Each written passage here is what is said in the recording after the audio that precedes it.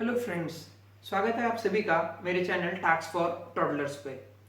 Friends, आज मैं आपसे डिस्कस करने वाला हूं, अगर आप सैलरीड पर्सन हैं या फिर आप बिजनेस कर रहे हैं तो फिर आपको इनकम टैक्स रिटर्न फाइल करना चाहिए या नहीं। इनकम टैक्स रिटर्न फाइल करने से आपको क्या फायदे हैं और अगर आप इनकम टैक्स रिटर्न फाइल नहीं कर रहे तो आपको क्या नुकसान हो सकते हैं। तो दोस्तों, बने रहिए इस वीडियो के साथ। मैं जल्दी ही आपको बताने जा रहा हूं वो 5 रीजन जिन कारण से आपको अपना इनकम टैक्स रिटर्न फाइल करना चाहिए। हेलो फ्रेंड्स, इससे पहले कि वीडियो में आगे बढ़ें, चैनल को सब्सक्राइब कर दें, बेल आइकन प्रेस कर दें।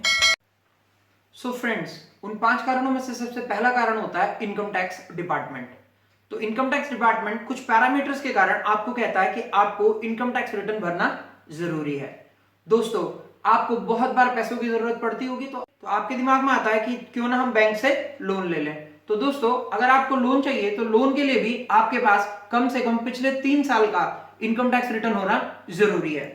तीसरा दोस्तों, हमारे पास आता है, अगर आप कहीं फॉरेन ट्रैवल के लिए जाना चाहते हैं तो आपको अपना वीजा प्रोसेस कराना होता है। तो वीजा प्रोसेसिंग के लिए भी आपके पास इनकम टैक्स रिटर्न का होना बहुत जरूरी है। और उससे भी सबसे जरूरी चौथा कारण जो मैं आपको बताना चाह रहा हूं, अगर आप अपने फाइनेंशियल्स को पाक साफ रखना चाहते हैं सरकार के सामने, या फिर आप चाहते हैं कि आपकी मार्केट में बहुत अच्छी क्रेडिट वर्दीनेस बनी रहे, तो आपका इनकम टैक्स रिटर्न अगर जमा हो रखा है तो ये दर्शाता है कि आपकी फाइनेंशियल ट्रांजैक्शन बिल्कुल साफ है। और दोस्तों, क्या आपने ऐसा सुना है कि इस साल अगर आपको बिजनेस में लॉस हुआ तो इसको अगले साल की इनकम से आप सेट ऑफ कर सकते हैं? नहीं ना। तो मैं आपको बताने जा रहा हूं आगे वीडियो में कि किस तरह से आपके पास अगर इस साल नुकसान हुआ है और अगले साल अगर आपको फायदा हो जाता है तो इस साल के लॉस को आप अगले साल की इनकम से सेट ऑफ करके अपनी टैक्स लायबिलिटी को कम कर सकते हैं। तो दोस्तों, ये थे वो 5 कारण जिन कारणों से आपको अपना इनकम टैक्स रिटर्न भरना चाहिए। आइए मैं डिटेल में एक एक करके आपसे डिस्कस करने जा रहा हूं। तो सबसे पहला आता है income tax department. Income tax act 1961 की सेक्शन 139(1) हमें कहता है कि अगर आप सीनियर सिटीजन नहीं है और आपकी इनकम एक्सीड करती है 2.5 लाख रुपए को, आप सीनियर सिटीजन है लेकिन सुपर सीनियर सिटीजन नहीं है और आपकी टोटल इनकम एक्सीड करती है 3 लाख रुपए को, और इसी तरह से अगर आप सुपर सीनियर सिटीजन है और आपकी टोटल इनकम एक्सीड करती है 5 लाख रुपए को, तो दोस्तों आपको अपना इनकम टैक्स रिटर्न जमा कराना है। क्या इसके अलावा कोई और भी पैरामीटर है जिसके बेस पे आपको इनकम टैक्स रिटर्न जमा कराना पड़ेगा? अगर आपने पिछले साल, यानी कि जिस साल का आप इनकम टैक्स रिटर्न फाइल कर रहे हैं, आपने अपने एक या एक से ज्यादा करंट अकाउंट में 1 करोड़ से ज्यादा का पैसा जमा कराया, तो दोस्तों आपको ध्यान रखना है, ऑल्दो आपकी टोटल इनकम 2.5 लाख से कम हो सकती है, दोस्तों आपको अपना इनकम टैक्स रिटर्न जमा कराना है। इसके बाद अगर आपने अपने या फिर अपने किसी संबंधी के फॉरेन ट्रेवल पे पिछले साल 2 लाख से ज्यादा का खर्चा किया है, तो दोस्तों आपको अपना इनकम टैक्स रिटर्न जमा कराना है। इसी तरह से अगर आपने पिछले साल बिजली का बिल जमा कराया कितना, 1 लाख से ज्यादा, तब भी आपको अपना इनकम टैक्स रिटर्न जमा कराना है। इसी तरह से अगर आपके नाम पर फॉरेन कंट्रीज में कुछ ऐसी एसेट्स हैं जिनसे आपको इनकम आती है या फिर जिनमें आपका बेनिफिशियल इंटरेस्ट है, तो इनकम टैक्स डिपार्टमेंट कहता है आपको अपनी इनकम टैक्स रिटर्न फाइल करनी है।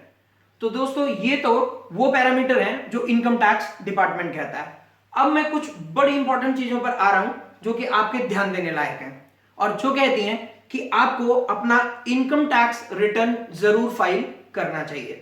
तो जैसा कि मैंने अभी आपको थोड़ी देर पहले कहा कि अगर आपको बिजनेस में लॉस हुआ है इस साल, तो क्या आपको रिटर्न भरना चाहिए? क्योंकि आपकी इनकम तो 2.5 लाख है ही नहीं, बल्कि लॉस है, यानी कि नेगेटिव इनकम है।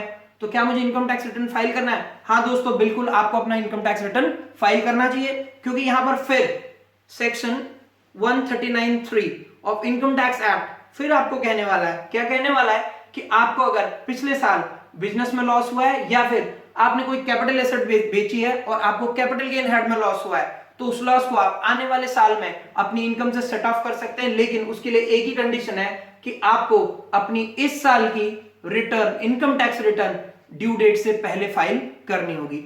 जैसा कि दोस्तों आप सभी जानते हैं 31 जुलाई हमारी due date of income tax return होती है, लेकिन इस साल कोविड के चलते इसको पोस्टपोन कर दिया गया है और आपकी अब रिटर्न 30 सितंबर तक जा सकती है।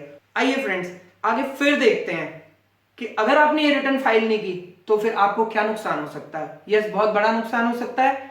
अगर आपका रिटर्न भरना मैंडेटरी है और ये पैरामीटर जो कि मैंने आपसे डिस्कस किए इनके अकॉर्डिंग आपने अपनी इनकम टैक्स रिटर्न फाइल नहीं की तो ये बताता है कि यस आपको 234F सेक्शन में इनकम टैक्स के पेनल्टी भरनी पड़ सकती है। यस, तो आइए जरा ध्यान से सुनते हैं। आपने अगर अपनी इनकम टैक्स रिटर्न जमा नहीं कराई, कब तक? 31 जुलाई तक, तो आप पर पेनल्टी लग सकती है 5,000 रुपए की और 31 दिसंबर के बाद आप पर पेनल्टी लगेगी 10,000 रुपए की। तो दोस्तों फिर अगला सवाल ये उठा, क्या इस पेनल्टी को बचाने का तरीका है? जी हाँ, आपको ड्यू डेट से पहले 30 सितंबर से पहले, जो कि इस साल कोविड के कारण इनकम टैक्स रिटर्न की डेट एक्सटेंड कर दी गई है, तो आपको अपनी इनकम टैक्स की रिटर्न 30 सितंबर से पहले जमा करानी होगी। इसके बाद एक बात और ध्यान रखनी है, अगर आपकी इनकम केवल 5 लाख रुपए तक है तो आप पे पेनल्टी केवल 1,000 रुपए लगेगी, इससे ज्यादा आप पर पेनल्टी नहीं लगेगी। सो फ्रेंड्स, ये तो था कि अगर आपने इनकम टैक्स डिपार्टमेंट के according income tax return file नहीं की तो उससे आपको क्या नुकसान हो सकता है, आपको पेनल्टी भरनी पड़ सकती है। तो आइए मैं आपको कुछ बड़े जनरल लाइफ के केसेस उठाने जा रहा हूँ जिसको आप भी मानेंगे कि यस हमारी लाइफ में कहीं ना कहीं ये सब चीजें आती हैं। तो मेरा पहला सवाल आपसे, क्या आपके पास बैंक इंटरेस्ट आता है? जी हाँ सर, हमारे पास बैंक इंटरेस्ट तो आता है। तो अगर आपके अकाउंट में बैंक इंटरेस्ट आ रहा है और बैंक इंटरेस्ट का अमाउंट 40,000 रुपए से ज्यादा है, और या फिर अगर आप सीनियर सिटीजन है और आपके अकाउंट में इंटरेस्ट आता है 50,000 रुपए से ज्यादा, तो उस केस में बैंक आपके अकाउंट से उस इंटरेस्ट में से 10% टीडीएस के नाम पर काट लेता है। तो आप मान लीजिए कि आप ना तो नौकरी पेशा इंसान है या फिर आप कोई बिजनेस नहीं कर रहे और आप कोई रिटायर्ड पर्सन है और आपके पास बैंक से एफडी से केवल एक इंटरेस्ट आता है। तो दोस्तों सवाल ये उठा कि अगर ये इंटरेस्ट का अमाउंट 2.5 लाख रुपए से कम है तो क्या मुझे रिटर्न फाइल करनी चाहिए? तो आप कहेंगे नहीं सर, इस पर तो रिटर्न फाइल करने का नहीं बनता। तो मैं आपको बोलूंगा यस, आपको रिटर्न जरूर फाइल करना चाहिए, क्योंकि आपके इस इंटरेस्ट में से जो टीडीएस कटा है, अगर आप इसका रिफंड लेना चाहते हैं तो फिर आपको अपना इनकम टैक्स रिटर्न जरूर भरना चाहिए। इसी तरह से आपके पास अगर डिविडेंड आता है कंपनी से, तो कंपनी अगर आपको डिविडेंड देती है और डिविडेंड का अमाउंट 5,000 रुपए से ज्यादा है तो उस पर भी कम से कम 10% टीडीएस काट लेती है। तो इस डिविडेंड को भी अगर आप रिफंड क्लेम करना चाहते हैं या फिर अपनी इनकम टैक्स लायबिलिटी से इस टीडीएस को सेट ऑफ करना चाहते हैं तो फिर आपको अपना इनकम टैक्स रिटर्न जरूर फाइल करना चाहिए। आगे जो मैं बताने जा रहा हूं दोस्तों बहुत ही इंपॉर्टेंट है और ये उन लोगों के लिए बहुत ज्यादा इंपॉर्टेंट बन जाता है जो कई जगहों पर कॉन्ट्रैक्ट लेते हैं। तो मैं आपको बताता हूं कि अगर आप एक इलेक्ट्रीशियन हैं या फिर प्लम्बर हैं या कहीं पर इंटीरियर डेकोरेशन का काम करके दे रहे हैं या फिर कहीं पर किसी भी तरह का छोटा मोटा कोई कॉन्ट्रैक्ट है और किसी कंपनी के साथ आप करते हैं, किसी पार्टनरशिप फर्म के साथ अगर आप करते हैं, तो मैं आपको बताता हूं वो लोग अगर आपको 30,000 रुपए से ज्यादा का काम देते हैं तो टीडीएस के नाम पर अपने पास काट के रख लेते हैं। या फिर आपके पास किसी कंपनी के 4 कॉन्ट्रैक्ट हैं, एक भी 30,000 का नहीं है लेकिन सारे मिलाकर कोई 25,000, 15,000, कोई 20,000, इस तरह से मिला के 1 लाख रुपए तक के आपके पास कॉन्ट्रैक्ट है, इसके नाम पर काट के रख लिया जाता है। तो दोस्तों इस टीडीएस का अगर आप रिफंड चाहते हैं तो इस केस में भी आपको अपना इनकम टैक्स रिटर्न जरूर फाइल करना चाहिए। तो दोस्तों आज मैंने डिस्कस किया आपसे जिन कारणों से आपको अपनी इनकम टैक्स रिटर्न जमा करानी चाहिए। तो इसी तरह से मैं आने वाली वीडियोस में आपके पास लेके आऊंगा छोटे छोटे ऐसे अपडेट जो आपकी रोजाना जिंदगी को इंपैक्ट करते हैं। मेरे चैनल के साथ इसी तरह बने रहिए। Thank you friends.